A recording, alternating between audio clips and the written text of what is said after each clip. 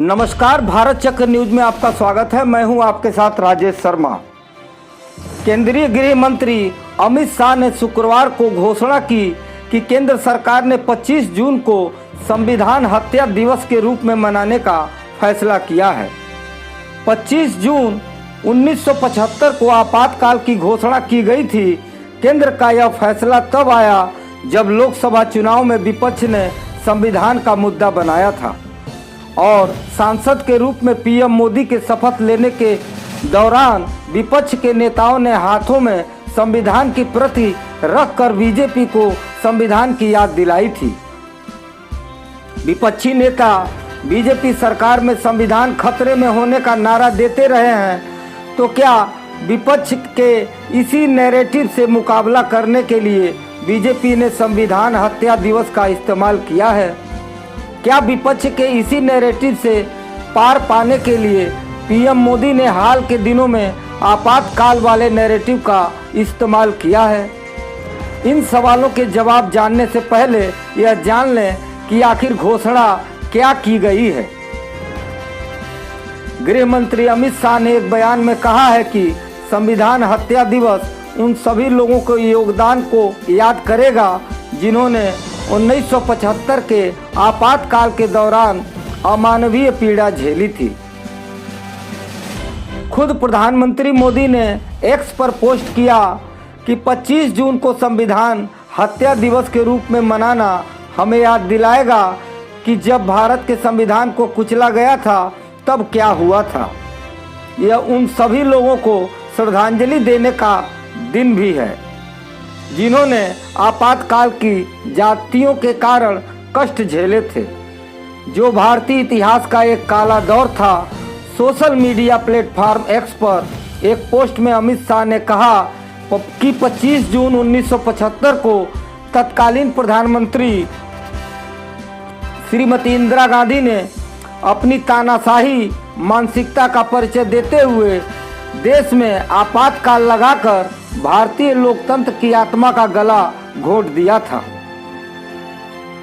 लाखों लोगों को बिना किसी कारण के जेल में डाल दिया गया और मीडिया की आवाज को दबा दिया गया।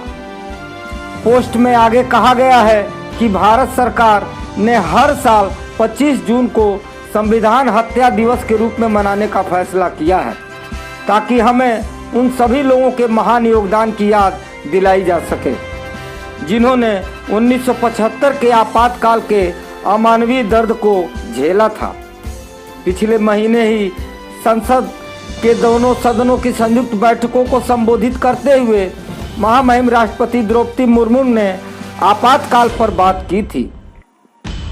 संविधान में सरकार की अटूट आस्था और इसे सार्वजनिक चेतना का हिस्सा बनाने के प्रयासों पर जोर देते हुए राष्ट्रपति ने 1975 के आपातकाल को संविधान पर सीधे हमले का सबसे बड़ा और सबसे काला अध्याय कहा था।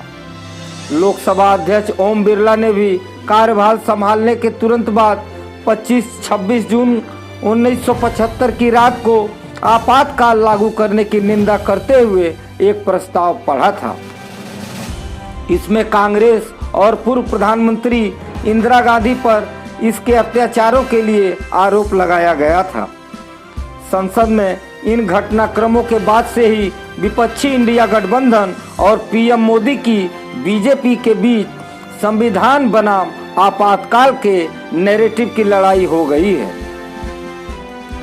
आपातकाल की घोषणा 24-25 जून 1975 की मध्य रात्रि को हो गई थी। उस समय कई तरह की जातियां सामने आईं। तब अटल बिहारी वाजपेयी, लाल कृष्ण आडवाणी, जॉर्ज फर्नांडिस और जयप्रकाश नारायण सहित सभी प्रमुख विपक्षी नेता या तो जेल में थे या हिरासत में थे। पीएम मोदी ने पिछले महीने आपातकाल के लिए कांग्रेस पर हमला किया था। उन्होंने कहा था कि जिस मानसिकता के कारण आपातकाल लगाया गया था वह उसी पार्टी में बहुत ज़्यादा मौजूद है। प्रधानमंत्री मोदी ने कहा था कि कांग्रेस को संविधान के प्रति प्रेम का दावा करने का कोई अधिकार नहीं है। उन्होंने कहा था आज का दिन उन सभी महान पुरुषों और महिलाओं को श्रद्धांजलि देने का दिन है। जिन्होंने आपातकाल का विरोध किया था।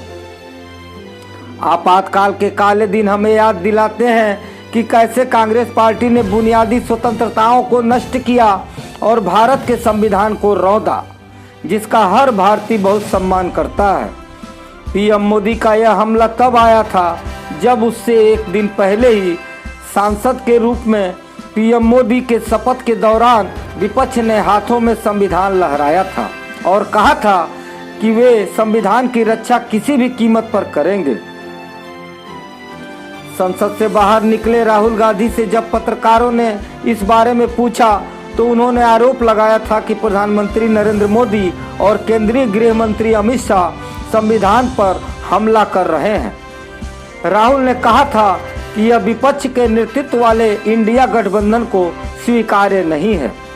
उन्होंने कहा था कि हम ऐसा नहीं होने देंगे, इसलिए हमने शपथ लेते समय संविधान को हाथों में लिया। उन्होंने कहा कि कोई भी शक्ति संविधान को नहीं छू सकती। कांग्रेस के राष्ट्रीय अध्यक्ष मल्लिकार्जुन खड़गे ने केंद्र सरकार की आलोचना करते हुए सवाल उठाया कि मोदी सरकार लगातार आपातकाल का जिक्र कर कब तक शासन करने का इरादा रखती है। उन्होंने कहा था, आप इसे 100 बार दोहराएंगे। आपातकाल घोषित किए बिना आप इस तरह से कार्य कर रहे हैं, इसे सामने लाकर आप कब तक शासन करने की योजना बना रहे हैं। खड़गे ने कहा था कि देश को आशा उम्मीद थी कि मोदी जी महत्वपूर्ण मुद्दों पर कुछ बोलेंगे, लेकिन प्रधानमंत्री मोदी जी ने अपने घिसे पीटे शब्द आज जरूरत से ज़्यादा ही बोले। इसे कहते हैं रस्सी जल गई बल नहीं गया। कांग्रेस अध्यक्ष खड़गे ने मोदी से कहा था, मोदी जी आप विपक्ष को नसीहत दे रहे हैं, 50 साल पुरानी इमरजेंसी की याद दिला रहे हैं। पिछले 10 साल की अघोषित इमरजेंसी को भूल गए, जिसका जनता ने अंत कर दिया। लोगों ने मोदी जी के खिलाफ जनमत दिया है। इसके बावजूद अगर वो प्रधानमंत्री बन गए हैं तो उन्हें काम करना चाहिए। आज की खबरों में बस इतना ही। कल फिर मिलते हैं देश दुनिया की बड़ी खबरों के साथ। आप देखते रहिए भारत चक्र न्यूज। नमस्कार, जय हिंद।